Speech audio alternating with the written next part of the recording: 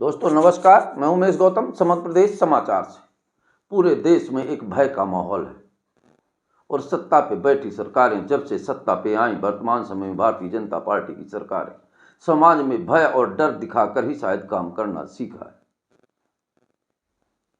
UGC आने के बाद सवर्ण समाज के छात्रों में एक भय व्याप्त हो गया है और आखिर सवर्ण समाज के साथ या कहें कि भारत में हिंदुओं को दो फड़ों में बांटने का काम मोदी जी ने शुरू कर दिया है। मोदी जी का बहुत पहले एक बयान मैंने सुना था कि मैं दबे कुचले समाज से आता हूं, जब मुझे मौका मिलेगा तो मैं हमेशा पिछड़ों और दलितों के साथ हूं। आज वो मौका मोदी जी को मिल गया है और मोदी जी उसे पूरी तरह से भुनाना भी चाहते हैं। उसका लॉजिकल बता दें, मोदी जी जानते हैं 2027 के बाद, इसके बाद अभी इन्हें प्रधानमंत्री नहीं बनना है और जब नहीं बनना है तो वो जो जो चाहते हैं वो सवर्णों के साथ करने के लिए तैयार है और कर भी रहे हैं। भारतीय जनता पार्टी की सरकार में ही सवर्णों के साथ आरक्षण की बात उठी और 22 से 47 कर दिया गया। भारतीय जनता पार्टी की सरकार में ही यूजीसी लाया। यूजीसी में सवर्णों के जो थोड़ा बहुत अधिकार थे कि अगर वो गलत साबित होता है तो उसे दंडित हो, मोदी जी ने वो खत्म कर दिया। मोदी जी केवल ये चाहते हैं कि सवर्णों को चौराहे पे खड़े होके कोई भी समाज का व्यक्ति कुछ भी करे तो उसे करने देना चाहिए। और मोदी जी ने बहुत पहले और कई बार अपने उद्बोधनों में कहा है कि मैं वचनबद्ध हूं। आज तक किसी भाषण में मोदी जी ने यह नहीं कहा कि मैं सवर्ण समाज के लिए भी कटिबद्ध हूं। मोदी जी जहां सबके विकास की बात करते थे, उनके मन में कभी नहीं था सवर्णों के विकास की बात।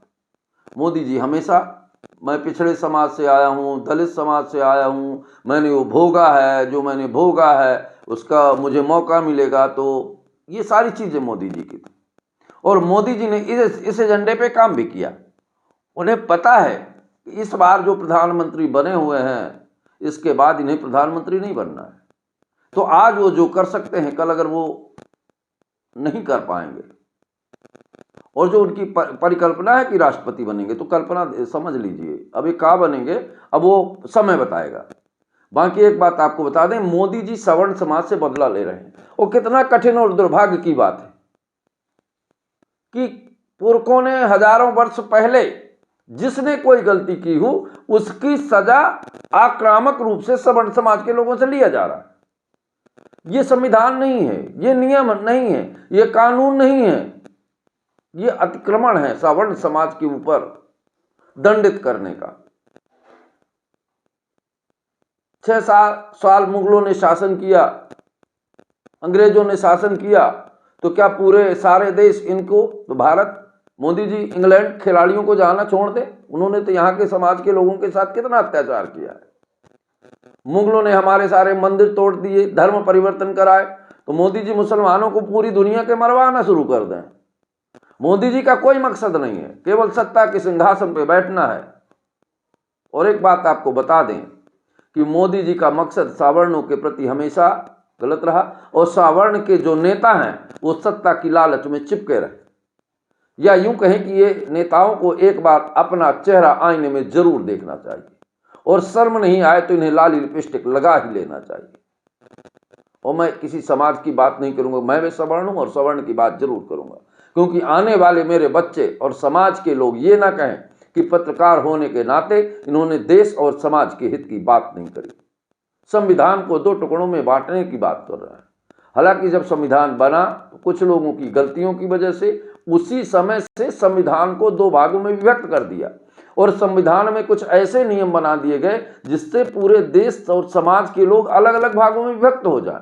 उस प्रक्रिया को धीरे गति से चल रही थी, उसको मोदी जी ने हवा देके बवंडर बना दिया और मोदी जी ने कहा भी कि मैं कटिबद्ध हूं। और ये यूजीसी का मैं मतलब अपनी भाषा में समझाऊंगा आपको। पूरे देश, पूरा राष्ट्र, पूरा समाज और मोदी, ये कौन सा नियम है भाई कि आप हमको कुछ भी कहो, हम पर झूठा इल्जाम लगा दो, हमको जेल में डलवा दो, पर आपसे कोई ये ना पूछे कि आपने ऐसा किया क्यों, और आपने गलत झूठा इल्जाम लगाया तो आप पर कोई कार्रवाई ना करो। ये तो साहब हिटलर से भी खतरनाक है। और इसी तरह जिस तरह युवा आक्रोश में है, तो देश के दुर्भाग्य को कहीं स्वर्ण अक्षरों में न लिखना पड़े। ऐसे माहौल हैं पूरे देश के, और ये दुर्भाग्य ही है कि ऐसे सत्ता के लोग बैठे जो पूरे देश को विखंडित करने का प्रण कर लिया। आपको बता दूं, मेरे शब्दों में यूजीसी की कुछ मैंने बातें लिखी है, अब मैं उसे बता। ये किताबों की जंग नहीं है साहब, ये सपनों का कत्ल है। ये किताबों की जंग नहीं साहब, ये सपनों का कत्ल है। यूजीसी के नाम पर साहब छात्र होना अब जुर्म है। यूजीसी के नाम पर अब छात्र होना जुर्म है, ऐसा मोदी जी कहते हैं। मोदी जी की युग में योग्यता, देश को आगे बढ़ाने के योग्य लोग आगे बढ़ाएंगे ना, तो देश को आगे नहीं बढ़ाना चाहते। और देश को कहाँ आगे बढ़ाना, ऐसा कोई देश नहीं जहां भारत देश की किसी भी नीति की इज्जत होती हो। झूठा डंका बज रहा। और मुझे तो शर्म उन मीडिया वालों की आती है जो आज यूजीसी के फायदे क्यों नहीं बताते। मोदी जी के उन भक्तों को कहाँ गए जो यूजीसी के फायदे बताएं, क्यों ना आखिर नहीं बताते फायदे। और मोदी जी के तो कुछ लोग, मीडिया के लोग ऐसे हैं जो 2000 की नोट में चिप बताते थे, आज वो यूजीसी का फायदा नहीं बता सकते। बताएं और पूरे देश और पूरे समाज के युवाओं को समझाएं ताकि देश में अनैतिकता ना फैले। पर मेरी निगाहों में जो यूजीसी का मतलब है वो मैं आपको जरूर बता रहा हूं। ये किताबों की जंग नहीं, ये सपनों का कत्ल है। यूजीसी के नाम पर साहब छात्र होना अब जुर्म है। जिसने मेहनत की पूजा, जिसने मेहनत को पूजा, जिसने रातें जाग के काटी, आज उसी के भविष्य पर फाइलों की तलवार है चलाई। बिना सुनवाई, बिना गलती, बिना दोष ठहराए, नियमों के नाम पर साहब न्याय को ही दफनाए। ये मोदी जी है। ये शिक्षा सुधार नहीं, ये सोच का ताबूत है। ये शिक्षा सुधार नहीं, ये सोच का ताबूत है। जहां सवाल पूछना गुनाह है और चुप रहना सबूत है। जहां सवाल पूछना गुनाह है और चुप रहना सबूत है। सवाल ये नहीं यूजीसी क्या है, सवाल ये नहीं कि यूजीसी क्या है, सवाल ये है देश क्या है। अगर छात्र ही डरे हुए हैं तो ये लोकतंत्र कैसा है। संविधान कहता है अवसर समान हो, संविधान कहता है अवसर समान हो, पर हकीकत कहती है बंदी गृह, कहती है बंदी गृह। डिग्री हाथ में, डर दिल में, यही तो नया भारत है साहब, यही तो नया भारत है साहब। आज छात्र बोला नहीं तो कल मजदूर बोलेगा, आज भविष्य कुचला गया तो कल वर्तमान रोएगा। याद रखना सत्ता वालों, इतिहास गवाही देता है। याद रखना मोदी जी और सत्ता वालों, इतिहास गवाही देता है। जब जब युवाओं को दबाया तब तब तख्त हिला करता है, जब जब युवाओं को दबाया तब तक तख्त हिला करता है। नियम चाहिए, हाँ चाहिए, पर इंसाफ के साथ चाहिए। शिक्षा चाहिए, हाँ चाहिए, पर डर के बिना चाहिए। एक बात आपको बता दें, जो हालात हैं देश के दिन प्रतिदिन बदतर होते जा रहे हैं।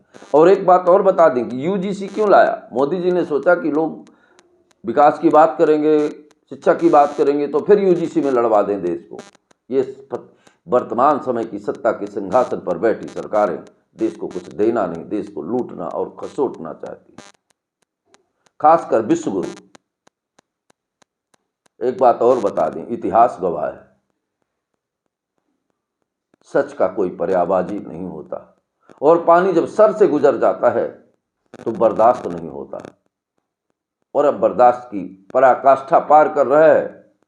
और मुझे तो दुख ये भी होता है कि कानून बनाने वालों को ये भी पता नहीं है कि अगर पुलिस का सहारा लेते हैं तो क्या पुलिस में सवर्ण नहीं है, उन सवर्णों के बेटे नहीं हैं, वो सवर्णों के बेटे पढ़ते नहीं हैं, फिर क्यों मौन है।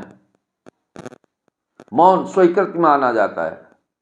तो क्या सब चाहते हैं पूरे देश के यूजीसी लागू हो, सवर्ण समाज के बच्चों का कत्ल हो, वो जेल भेजे जाएं। जो रात रात भर जाग कर पढ़ाई करते हैं साहब, वो चपरासी नहीं पढ़ पाते। जो -40 अंक लाते हैं वो डॉक्टर बनाते हैं। ऐसे हैं मोदी जी। अब इस देश के लोग फिर भी कहते हैं कि मुमकिन है, बिल्कुल मुमकिन है सवर्णों का। और एक बात बताऊं, एक आदमी के मरने से कानून बना गया। मंडल आयोग में कितने सवर्ण लोगों ने आत्मदाह किया, इनके लिए क्या कानून लाया भारतीय जनता पार्टी ने। आरक्षण से कितने लोगों ने व्यथित होकर SC ST एक्ट से फांसी लगाई और झूल गए, उनके साथ क्या।